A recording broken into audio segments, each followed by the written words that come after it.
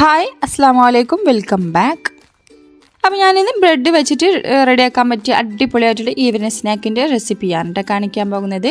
അപ്പോൾ ഇതിൻ്റെ ഫില്ലിംഗ് ആയിട്ട് വരുന്നത് മുട്ട പപ്സിൻ്റെ ഫില്ലിംഗ് ആണ് കേട്ടോ. അപ്പോൾ മുട്ട പപ്സ് ഇഷ്ടമുള്ളവർക്ക് എന്തായാലും ഈ ഒരു റെസിപ്പി ഇഷ്ടമാവും.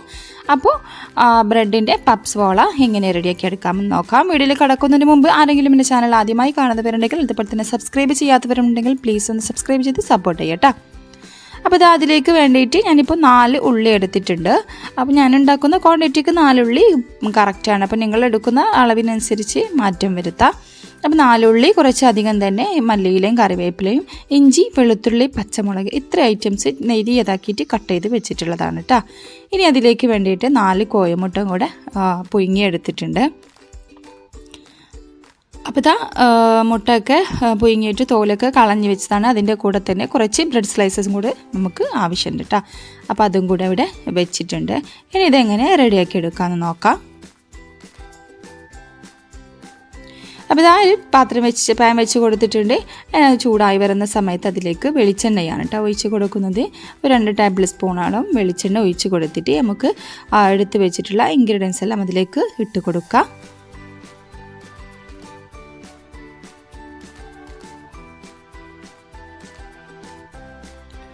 അപ്പോൾ ഇതാ ഇഞ്ചി വെളുത്തുള്ളി പച്ചമുളക് മല്ലിയില ഉള്ളി എല്ലാം ഇട്ട് കൊടുത്തിട്ടുണ്ട്. കുറച്ച് മല്ലിയില നമുക്ക് മാറ്റി വെക്കാം കേട്ടോ. ലാസ്റ്റ് ഒരു ഗാർണിഷ് ചെയ്യാനുണ്ട്. അപ്പോൾ അതിനായിട്ട് കുറച്ചവിടെ മാറ്റി വെക്കാം. ഇനി ഇത്ര ഐറ്റംസ് നന്നായിട്ട് തന്നെ ഒന്ന് വഴറ്റിയിട്ടെടുക്കണം. അപ്പോൾ ഇത് ജസ്റ്റ് ഒന്ന് മിക്സ് ചെയ്ത് കൊടുക്കുകയാണെങ്കിൽ ഇതിലേക്ക് ആവശ്യത്തിനുള്ള ഉപ്പ് കൂടെ ചേർത്ത് കൊടുക്കാം. അപ്പോൾ ഇത് 1/2 ടീസ്പൂൺ ഉപ്പും കൂടെ ചേർത്ത് കൊടുത്തിട്ട് നന്നായിട്ട് ഇതിൻ്റെ കളറൊക്കെ ഒന്ന് മാറി വരുന്നത് വരെ ഒന്ന് വഴറ്റിയെടുക്കട്ടോ. അപ്പോൾ ഇതാ ഇതിവിടെ ഏകദേശം ഒന്ന് റെഡിയായി വന്നിട്ടുണ്ട്. അപ്പോൾ ഞാനിത് അടച്ച് വെച്ചിട്ട് വേവിച്ച് എടുത്തതാണ് കേട്ടോ. അപ്പോൾ ഈ ഒരു കളറാവുന്നത് വരെ നമുക്ക് വഴറ്റി ഒന്നുകൂടി ഒന്ന് കളർ ചേഞ്ചായി വരണം. ഇനി ഇതിലേക്ക് വേണ്ടിയിട്ടുള്ള മസാലപ്പൊടികൾ ഓരോന്നായിട്ട് ചേർത്ത് കൊടുക്കാം. അപ്പോൾ ഇതാ 1/4 ടീസ്പൂൺ മഞ്ഞൾപ്പൊടി, 1/4 ടീസ്പൂൺ കുരുമുളക് പൊടി, 1/4 ടീസ്പൂൺ മല്ലിപ്പൊടി കേട്ടോ. ഇത്ര ഐറ്റംസ് ഇട്ട് കൊടുത്തിട്ടുണ്ട്. ഇനി ഇതിലേക്ക് മുളക് പൊടി കൂടെ ആഡ് ചെയ്യാനുണ്ട് കേട്ടോ. അപ്പോൾ ഞാൻ മറന്നു പോയതാണ്. കുറച്ച് കഴിഞ്ഞിട്ട് നമുക്ക് ചേർത്ത് കൊടുക്കാം. അപ്പോൾ ഇത്രയും ഐറ്റംസ് ഇട്ടിട്ട് അതിൻ്റെ സ്മെല്ലൊക്കെ ഒന്ന് മാറുന്ന വരെ ഒന്ന് വഴറ്റിയിട്ടെടുക്കുക. ഇനിയിപ്പോൾ ഇതിലേക്ക് മുളക് പൊടി കൂടെ ചേർത്ത് കൊടുക്കാൻ കേട്ടോ. അപ്പോൾ അത് ആദ്യം ചേർത്ത് കൊടുക്കാൻ വിട്ടുപോയതാണ് കേട്ടോ. ആദ്യം തന്നെ മറ്റു പൊടികളുടെ കൂടെ തന്നെ മുളക് പൊടിയും കൂടെ ചേർത്ത് കൊടുത്താൽ മതി. ഇനി നന്നായിട്ട് തന്നെ ഒന്ന് വഴറ്റിയിട്ടെടുക്കണം. പപ്സിൻ്റെ ഉള്ളിലുള്ള ഫില്ലിംഗ് ഒക്കെ അറിയാമല്ലോ. ഏകദേശം ഒരു ഡാർക്ക് ബ്രൗൺ കളറൊക്കെ ആയിട്ടുള്ള ഒരു രീതിയിലല്ലേ ഉണ്ടാവുക. ആ ഒരു രീതിയിൽ ആക്കിയെടുക്കുക.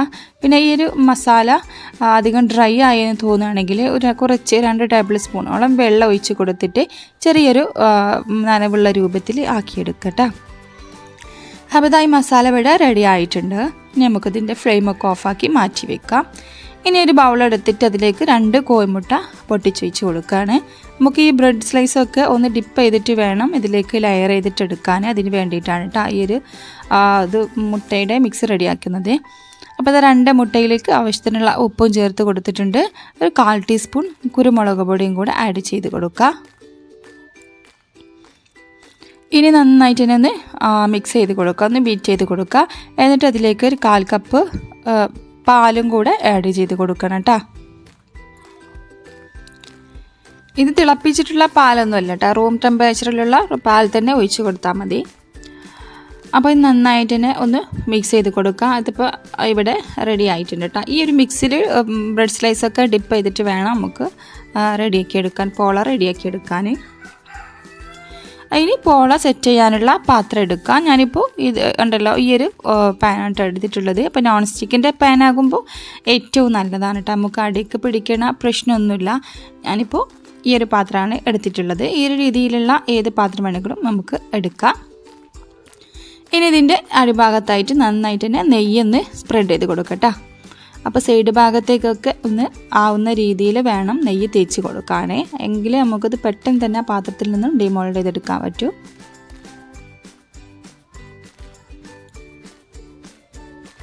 ഇപ്പോൾ നോൺ സ്റ്റിക്കിൻ്റെ ഈ ഒരു ഷേപ്പിലുള്ള നോൺ സ്റ്റിക്കിൻ്റെ പാനൊക്കെ ഉണ്ടെങ്കിൽ അതെടുക്കട്ടോ. ഇനി അതില്ല എന്ന് വിചാരിച്ചിട്ട് ഉണ്ടാക്കാതെ നിൽക്കണ്ട. ഇതുപോലുള്ള അലുമിനിയത്തിൻ്റെ പാത്രം എടുത്താലും കുഴപ്പമൊന്നുമില്ല. നെയ്യ് നന്നായിട്ട് തന്നെ സ്പ്രെഡാക്കി കൊടുത്താൽ മതി.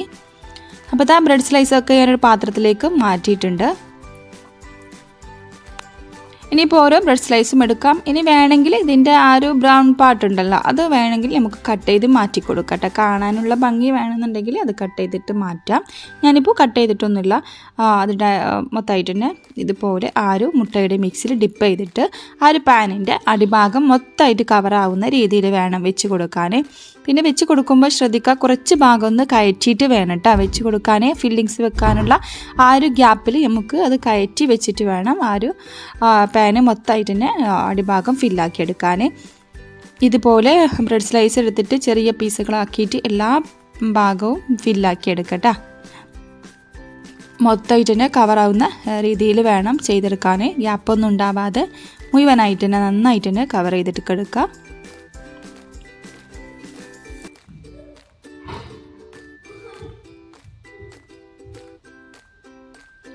അപ്പോൾ കണ്ടല്ലോ, ഈ രീതിയിൽ മൊത്തമായിട്ട് തന്നെ ഗ്യാപ്പൊന്നും ഇല്ലാതെ മൊത്തമായിട്ട് തന്നെ കവർ ചെയ്തിട്ടെടുക്കണം. ഒന്ന് ജസ്റ്റ് ഒന്ന് കൈ വെച്ചിട്ട് ഒന്ന് പ്രസ് ചെയ്തിട്ട് വേണം കേട്ടോ. അപ്പം കറക്റ്റായിട്ട് എല്ലാ സ്ലൈസും തമ്മിലൊന്ന് ഒട്ടിപ്പിടിക്കുന്ന രൂപത്തിൽ ആയിട്ടുണ്ടാവും കേട്ടോ.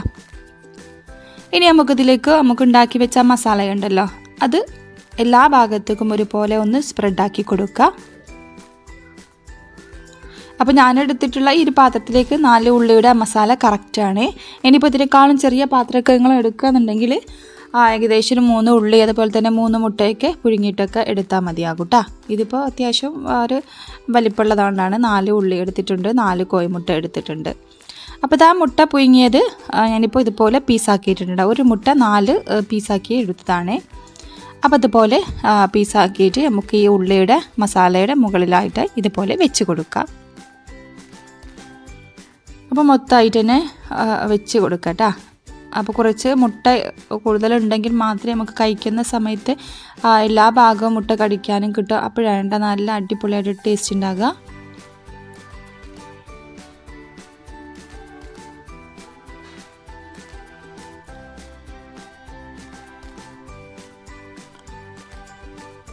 അപ്പോൾ ആ മുട്ട മുഴുവനായിട്ട് വെച്ച് കൊടുത്തിട്ടുണ്ട്. ഇനി നമ്മുടെ ആ ഒരു മുട്ടയുടെയും പാലിൻ്റെയും മിക്സ് കുറച്ച് മാത്രമേ ഉള്ളൂ കേട്ടോ. അപ്പോൾ നമുക്ക് ഒരു മുട്ടയും കൂടെ അതിലേക്ക് പൊട്ടിച്ചൊഴിച്ച് കൊടുക്കുക. ഇനി അതിലേക്കുള്ള ഉപ്പും കുറച്ച് പാലും കൂടെ ആഡ് ചെയ്തിട്ട് ഒന്നും കൂടെ ഒന്ന് മിക്സ് ചെയ്ത് കൊടുക്കുക കേട്ടോ. അപ്പോൾ നമുക്ക് ഈ ഒരു പോളയുടെ മുകൾ ഭാഗം കൂടെ ബ്രെഡിൻ്റെ സ്ലൈസ് വെച്ചിട്ട് ഒന്ന് കവർ ചെയ്തെടുക്കണം. അപ്പോൾ അതിന് വേണ്ടിയിട്ട് ഡിപ്പ് ചെയ്തെടുക്കാനുള്ള മുട്ടയുടെ മിക്സ് ഇല്ലാത്തതുകൊണ്ട് ഒരു മുട്ടയും കൂടെ അതിലേക്ക് ആഡ് ചെയ്ത് കൊടുത്തതാണ്. ഇനി ഓരോ സ്ലൈസ് ബ്രെഡും എടുത്ത് നമ്മൾ അടിഭാഗം ചെയ്തതുപോലെ തന്നെ നന്നായിട്ട് തന്നെ ഒന്ന് മുക്കിയെടുക്കുക. അതിനുശേഷം ഇതുപോലെ ഒന്ന് കവറാവുന്ന രീതിയിൽ ഒന്ന് അടുക്കി വെച്ച് കൊടുക്കുക കേട്ടോ.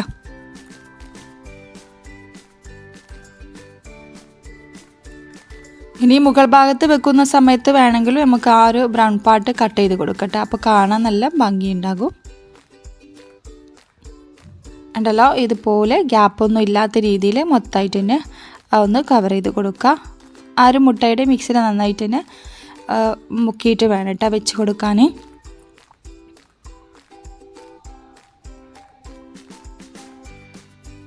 ഒന്ന് കൈ വെച്ചിട്ട് എല്ലാ ഭാഗവും ഒന്ന് ജസ്റ്റ് ഒന്ന് പ്രസ് ചെയ്ത് കൊടുക്കണേ.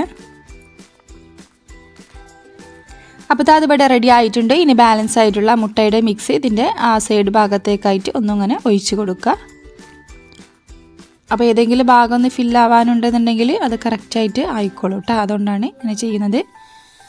അപ്പോൾ മൊത്തമായിട്ട് തന്നെ അത് ഒഴിച്ച് കൊടുത്തിട്ടുണ്ട്. ഇനി നമുക്കിതിലേക്ക് മാറ്റി വെച്ചിട്ടുള്ള ആ ഒരു മല്ലിയിലുണ്ടല്ലോ കട്ട് ചെയ്തത് അതിൻ്റെ മുകളിലേക്കായിട്ട് കൊടുത്തിട്ട് ഒന്ന് ഗാർണിഷ് ചെയ്തെടുക്കുക. ഇനി ഇത് നമുക്കൊന്ന് വേവിച്ചെടുക്കണം. അപ്പോൾ വേവിച്ചെടുക്കുന്ന ആ ഒരു പ്രൊസീജിയർ കറക്റ്റായിട്ട് ശ്രദ്ധിക്കട്ടോ.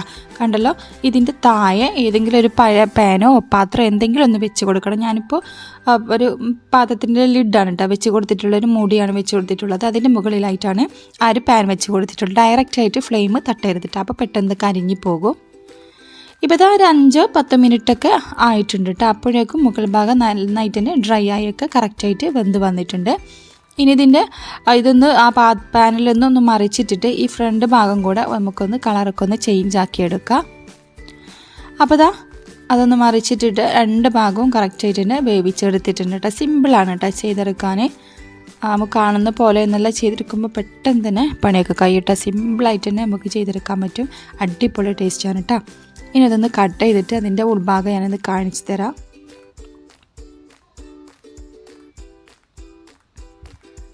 നല്ല സോഫ്റ്റാണ് കേട്ടോ, ബ്രെഡ് ആയതുകൊണ്ട് നല്ല സോഫ്റ്റാണ്.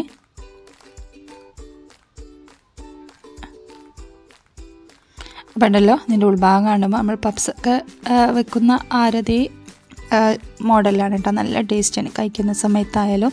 മുട്ട പപ്സൊക്കെ ഇഷ്ടമുള്ളവർ എന്തായാലും ഇതൊന്ന് ഉണ്ടാക്കി നോക്കണം കേട്ടോ. അപ്പോൾ ഈ ഒരു റെസിപ്പി എല്ലാവരും ട്രൈ ചെയ്ത് നോക്കുക. എന്നിട്ട് അതിൻ്റെ ഫീഡ്ബാക്കൊക്കെ ഒന്ന് അറിയിക്കുക. വീഡിയോ ഇഷ്ടപ്പെട്ടാൽ ലൈക്ക് ചെയ്യുക, ഷെയർ ചെയ്യുക, കമൻറ്റ് ചെയ്യുക. സബ്സ്ക്രൈബ് ചെയ്യാതെ ആരെങ്കിലും കാണുന്നവരുണ്ടെങ്കിൽ പ്ലീസ് ഒന്ന് സബ്സ്ക്രൈബ് ചെയ്ത് സപ്പോർട്ടും കൊണ്ട് ചെയ്യട്ടോ. പുതിയ വീഡിയോയുമായി വീണ്ടും വരാം. അതുവരെ താങ്ക്സ് ഫോർ വാച്ചിങ്. ബൈ.